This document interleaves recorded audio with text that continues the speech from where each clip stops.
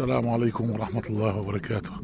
سعد الله أوقاتكم. طبعا نحن نقف أمام مدرسة مسقط الثانوية المختلطة في بيتيبة، وهي تقع يعني في موقع جميل جميل جدا. طبعا هي قرية بيتيبة. خلينا استعرض لكم المكان.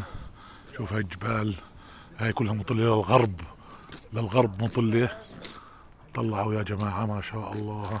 هناك جبال عصيرة الشمالية، وهاي اللي مبينة غاد عصيرة وغربيها، وهاي طبعا زوات اللي كبالنا غاد في العمق. واللي من جاي هاي بيتيبة، واللي من جاي هاي بيتيبة يعني ما شاء الله ما شاء الله. هذيك الاسكالات اللي على الجبال غاد، وهاي حاوز المية تبع البلد عندهم تبع بيتيبة.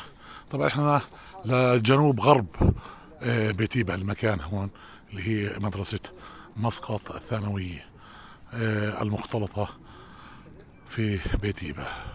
يعني شوفوا جمالية هالمناظر، ما شاء الله، اشي بيفتح النفس وبشرح البال.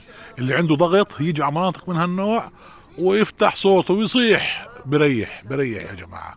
سلامات سلامات.